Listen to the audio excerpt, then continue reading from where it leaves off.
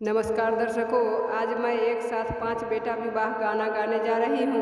अच्छा लगे तो लाइक शेयर कीजिएगा और चैनल पर नए हैं तो सब्सक्राइब कर लीजिएगा और गाना का आनंद लेते रहिएगा।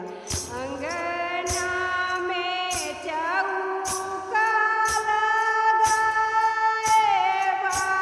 दुल्हा के सजाए बहेरा है रची रची चंदना लगाए बाबू के सजाए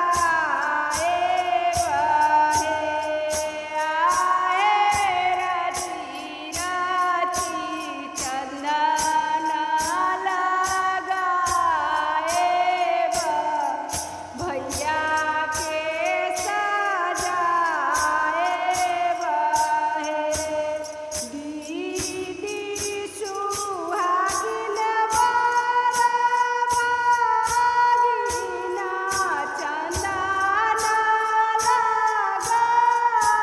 लगावलन हे भाभी सुहागिन भागिना चंदना लगावलन हे आहे रची राची दुल्हा के सजावलन मौरिया पहिरावलन हे आहे रची राची चंदना लगावलन सूटवा पहिरावलन हे मौरिया पहिरी दुल्हा ठाड़ी बेला मंदा मुसुकावला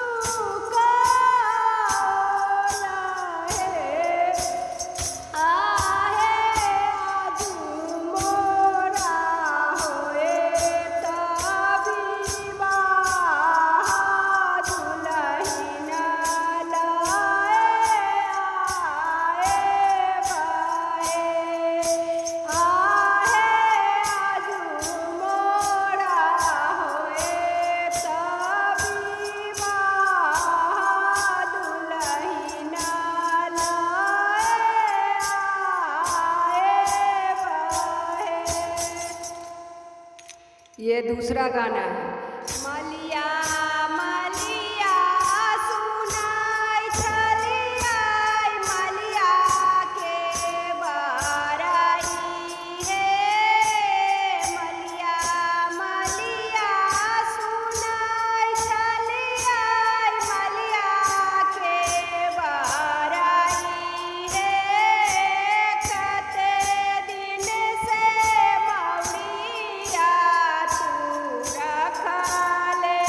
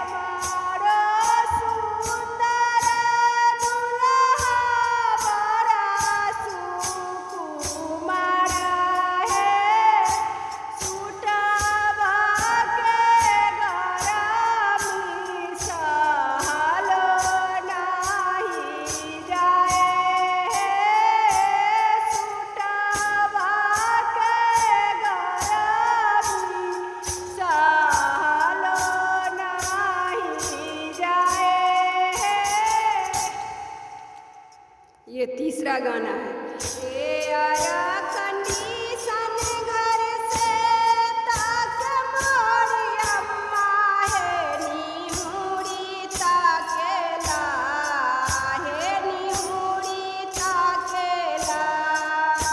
ए आया कंडीशन घर से ताक मोरी चाची है निहुरी ताकेला हे निहुरी ताकेला हे निहुरी ताकेला।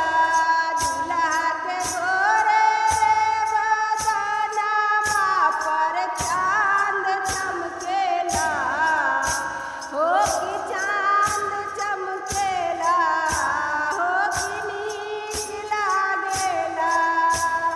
ए आरा कंडीशन घर से ताक मोरी भाभी हे निहुरी ताकेला हे निहुरी ताकेला।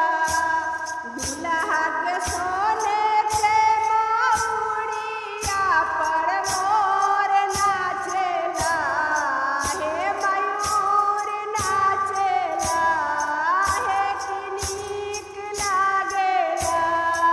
दुल्हा के गोरे बदनमा पर चांद चमकेला हे कि नीक लागेला हे कि नीक लागेला। ये चौथा गाना है। मौरिया पहिरी बाबू घुमेला नया अंगनमा सुटवा पहिरी बाबू घुमेला नया अंगनमा। ना लागे अम्मा लाड़ो बिना मनमा ना लागे चाची लाड़ो बिना मनमा। जइहा ससुराला बाबू पप्पा जतन संघवा। जइहा ससुराला बाबू चचा जतन संघवा। ले अइहा ए बाबू दुल्हिन के संघवा। ले अइहा ए बाबू लाडो के संघवा। लागे तोरा ए बाबू कोहबर में मनमा। लागे तोरा ए बाबू लाडो संग मनमा। ये पांचवा गाना है।